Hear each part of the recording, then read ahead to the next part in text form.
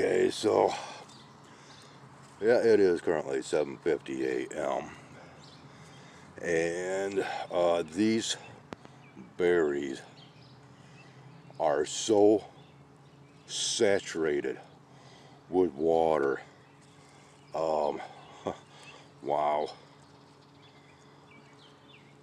Okay, so just a little tip. If you are out gathering these things, one of the best, and yeah, I'm using my cat bowl here. um, yeah, these will get rinsed up very, very well. But anyways, these have prickers to them. And one of the best ways when they are ripe, and in order not to injure the berries,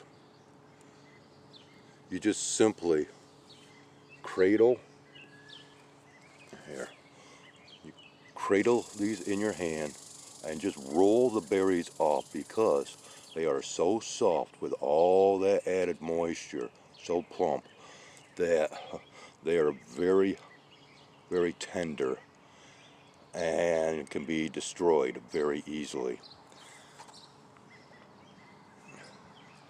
And so yeah, in conditions like this, you have to be very careful with them in order to keep their structuring. And so it's best just to kind of roll them down and into the palm of your hand. Just like so. And there's a bunch of these out here. I mean, these things ripened just within the last, 24 hours, 36 hours. And these are like the biggest berries that I have ever gotten from back here.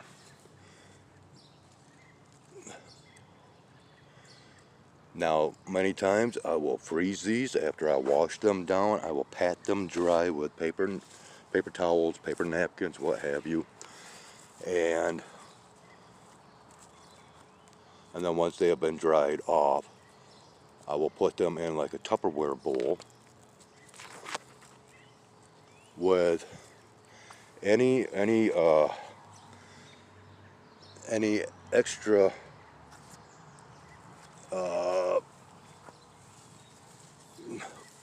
compartments of air in the container. What I will do is I will apply some saran wrap or cellophane over the top of the berries before I put them into the freezer, and that keeps them fresher longer, keeps the air from freezing and the moisture, and that way when you thaw them out later on, they still will basically have their solid structure to them. And believe me, I can actually save these for like a year in the freezer without any harm coming to the berries themselves, and without it depleting much of the nutrients and the antioxidants to these berries. Now I'll be out here probably the next couple of days, hopefully, and I don't like to say that, but okay, now see this here, yeah, you see the size of that compared to the size of the rest? This is our, yeah, there we go. This is our usual size. Just little bitty things. Okay? And these things have gotten huge this year. Just proof of how much precipitation that we have been receiving. Yeah. And once again, whether or not synthetic chlorophyll has been introduced into our growing seasons, I'm still debating on that one. Oh, hey, I was going to grab these ones here, but I think I'll go ahead and leave Mr. Dandy Longlegs here. No, I don't call him Daddy Longlegs because, man, they got some dandy long legs. And we're going to go ahead and let him have his breakfast without disturbing him or her. Gotta be pronoun correct these days. Maybe I should just say it. No. Okay. So yeah, see, this is what I'm used to getting right here. And these are a lot firmer. These smaller berries. Not as mature of a plant as like these ones here. And it's just amazing how quickly these ripen. Like I said, just within like 36 hours or so. And yeah, not really paying attention to what I'm recording. Boy, is that ball of light getting ever so warmer. Now then, these berries actually stretch all the way down and then curve around to this backside here, and there's even more down there. But there are others that like to come out and gather these berries up for their dessert dishes, such as turnovers and stuff like that. So yeah, I'm gonna be doing more of this collecting over the days. It's some of the best source of vitamins, nutrition, and like I said, antioxidants. Go wild, people. Even though we have all this crap that's being sprayed over our heads, and then of course we have all the chlorine, fluoride, and all that within our water when we rinse this stuff off. It's still, if you are concerned with your physical well-being, your bodies, yeah,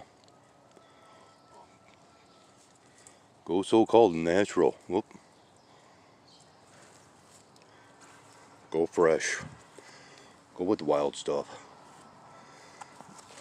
Now, of course, I also make sure that I leave. You know, I don't go hog wild on collecting this stuff because, you know, we have a lot of animals around here that also partake in this, and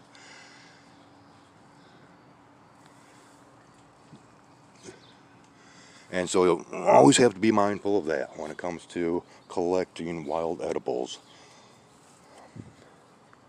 But yeah, this is like still way too wet back in, whoops, sorry.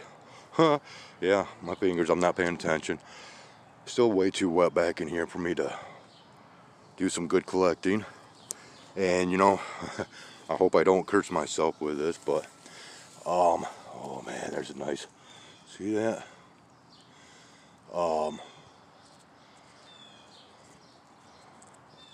I have never had an issue with poisonous plants. Poison sumac, poison ivy, poison oak. Thankfully, I have never, I mean, I've been a woodland boy my whole life. Played out in this stuff. And I've never contracted anything poisonous. But then again, I could be immune because of my mother. Because when she was younger, and this was before I was even thought of as far as she was concerned, she was out burning leaves with her father or grandfather, yeah. And she inhaled a lot of smoke from poison ivy, and it hit her hard. And well, who knows, because of that, maybe it developed some kind of an immunity within my system because of her being affected. I don't know, just a theory. Okay, so we're going to go ahead and cut this off. I've got a few here. That's a good start. My first collection of this season. So we'll be back at some point. Until then, once again, have yourselves a great one. We'll see you on this flip side. Take care, one and all. Alright, well, let's go ahead and continue on, shall we? Now, please pardon my mess. So, I got cold water running. We're going to go ahead and now, these always have some types of bugs to them, little inchworms, other types of insects. So I will give these a couple of quick rinsings. And I'm doing this kind of in an awkward manner just for your viewing pleasure. And typically, well, let's go ahead and do this just a little bit easier, shall we? Go ahead and let that run for a second. Okay.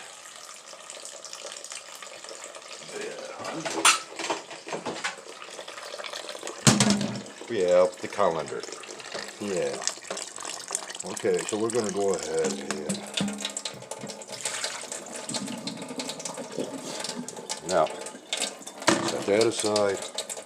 We're going to give these yet another rinsing.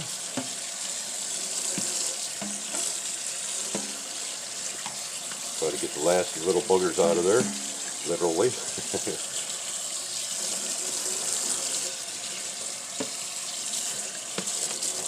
And you can also use your sprayer, but then because of the pressure, that can actually damage your berries. Now this is going to be real quick, so let's go ahead and drain the water. And they look, well, good enough for the time being. Now I already have some paper towels set out. Whoop, yeah, we're going to lose some here. All over my floor. But anyways, I'm trying to rush through this. Yeah, you're still just a little too wet, but anyways, so now, oh boy. Yeah, re-rinse these off real quick. So I don't like to waste any kind of food. Okay, so yeah, these are just like super saturated with water already. So now I will go ahead and pat these dry. And once they do get,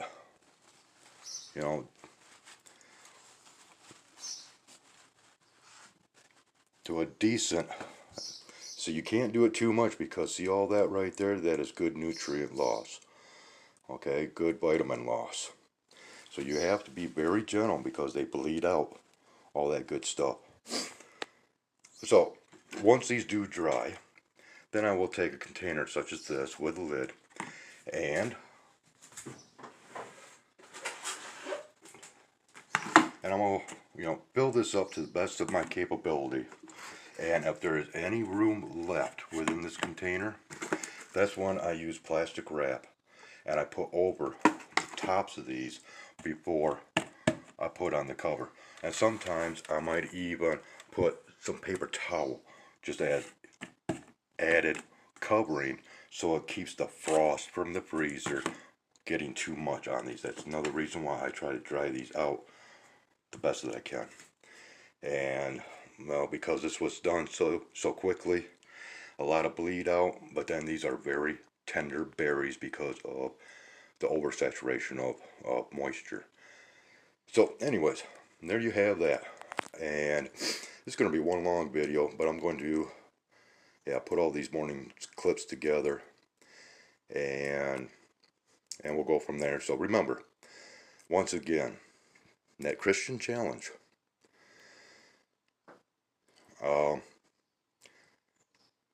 If you want to follow through with that, well, I would be very, very appreciative.